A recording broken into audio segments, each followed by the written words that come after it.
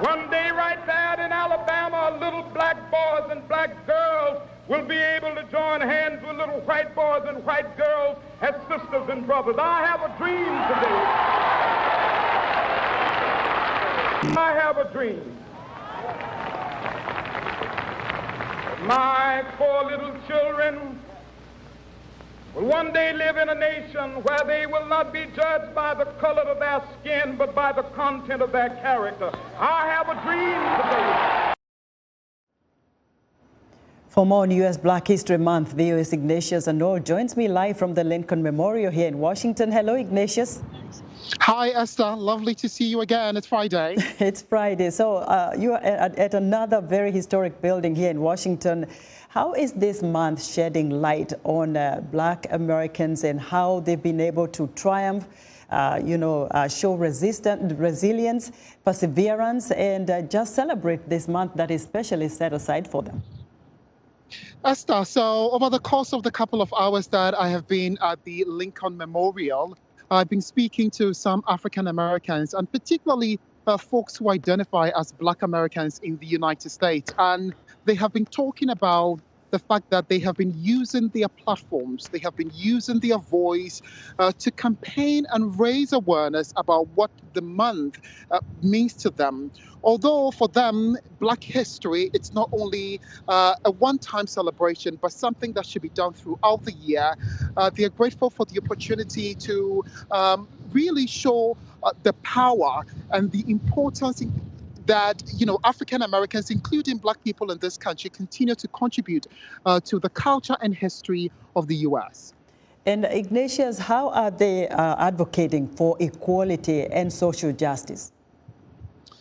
They're learning themselves, they say. There was a man that I spoke to called Tyree, who said that for the first time he's reading a book from Frederick Douglass, an American, somebody that went through slavery himself and wrote a story about it.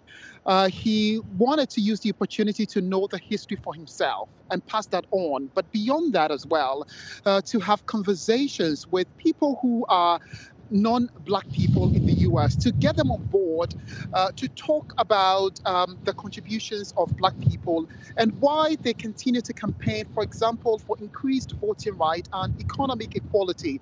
I'm joined by Coben. He's from South Carolina. This is his first time coming to the Lincoln Memorial, and he will be speaking to us about what he is doing to promote or enhance unity and diversity here in the United States. Coben, join me, please. Thank you so very much for speaking to us on Voice of America. Just so you know, Esther, it's very windy outside here, so we're trying our best as much as we can. Coben, you're live on Voice of America. So talk to me about your role in promoting cultural diversity as part of the Black History Month. I've just been using my social media as a platform to spread facts and stuff about Black History Month. Pay attention to the month. As you said, it's a yearly thing, but I'm going to spend this month in particular to just learn and promote Black History Month. But beyond doing that, there have been calls from particularly Black Americans for increased opportunity, especially for Black-owned businesses. What are your thoughts on these? I agree, and spend your money at Black-owned businesses and stores. That's what I'm trying to do this month as well. And you identify as a Black American. Yes, sir. The theme for this year's celebration is Black resistance. What does that mean to you? Black people as a whole are great, and I support it. What influence or impact do you think the late Dr. Martin Luther King had on the culture? And is that relevant this month?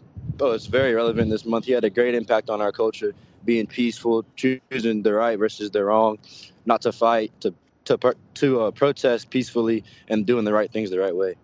And you early on talked about the fact that you're using your social media platform to campaign for unity and uplift the stories of Black Americans. What's your call to other people, perhaps, who have those platforms as well? Spread awareness, promote Black businesses, and just use this month to create a yearly thing to just learn. Thank you. Yes, sir. Thank you. All right. So, Esther, that's Corbin there, coming all the way from South Carolina, his very first time just being on the ground here at the Lincoln Memorial, where in 1963, the late Dr. Martin Luther King declared that indeed he had a dream where black and white people will coexist peacefully. Ignatius, a very brilliant young man there, but also you've covered this for quite some time now. What are you learning about how they foster a sense of community and social well-being, how they talk about the culture and their heritage? Esther, it's been interesting to note that from Monday, since we've been, telling the stories about Black History Month, you would hear about the resiliency of particularly African Americans, their desire to continue to push through whatever is thrown at them from a spirit of kindness and unity to spread the love and highlight the importance of their culture and history, which they call an American history. Ignatius, thank you very much. Sorry for the wind. Get some chocolate. You're welcome. Thank you too. Ignatius Annor reporting live for us from the Lincoln Memorial.